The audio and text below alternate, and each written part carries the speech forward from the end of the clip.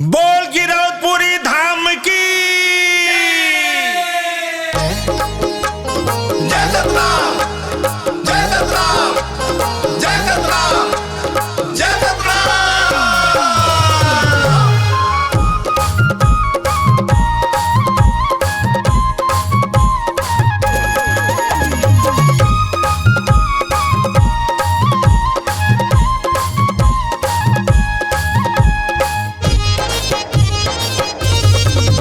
गिरौदपुरी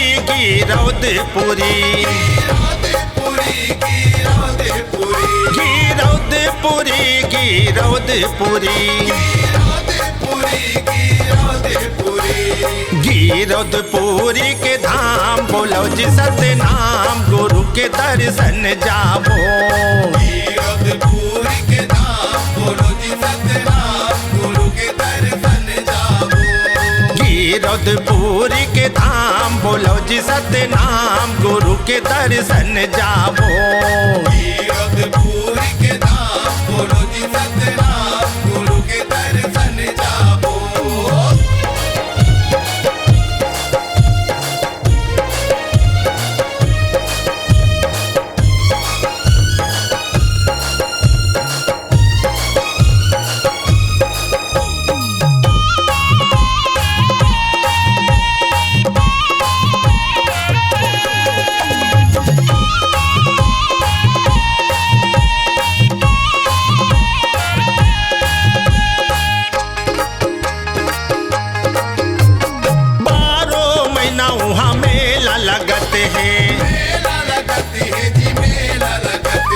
छोटे बड़े रोज भुइया नपते हैं,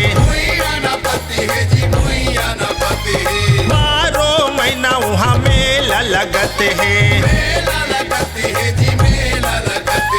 छोटे बड़े रोज भुइया नपते हैं। गुरु जी के महिमा है भारी सुनो जी संगवारी गुरु के दर्शन जाबो। गुरु जी के महिमा है भारी सुनो जी संगवारी गुरु के दर्शन जाबो। गुरु जी के महिमा है भारी सुनो जी संगवारी गुरु के दर्शन जाबो। गुरु जी के महिमा है भारी सुनो जी संगवारी गुरु के दर्शन जाबो।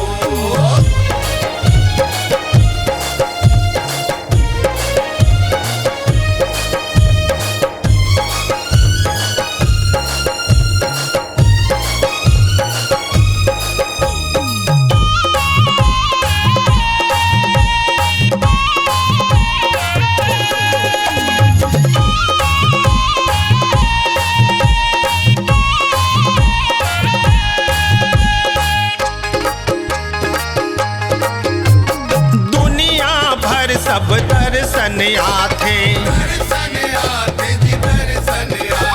मन चाहा फल सब जन पाते। दुनिया भर सब दर्शन आते मन चाहा फल सब जन पाते। गुरु घर ले जावे नहीं खाली सुनो जी संगवारी गुरु के दर्शन जाबो। गुरु घर ले जावे नहीं खाली सुनो जी संगवारी गुरु के दर्शन जाबो। गुरु घर ले जावे नहीं खाली सुनो जी संगवारी गुरु के दर्शन जाबो। गुरु घर ले जावे नहीं खाली सुनो जी संगवारी गुरु के दर्शन जाबो।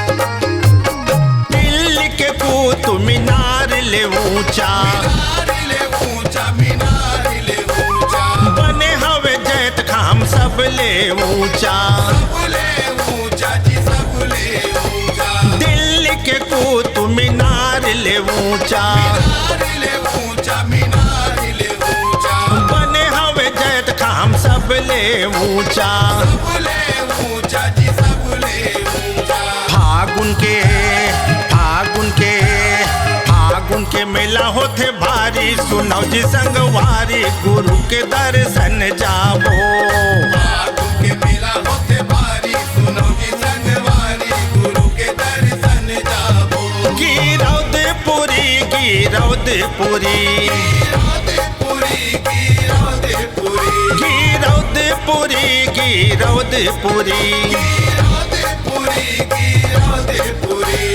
गिरौदपुरी के धाम बोलो जी सतनाम गुरु के दर्शन जाबो।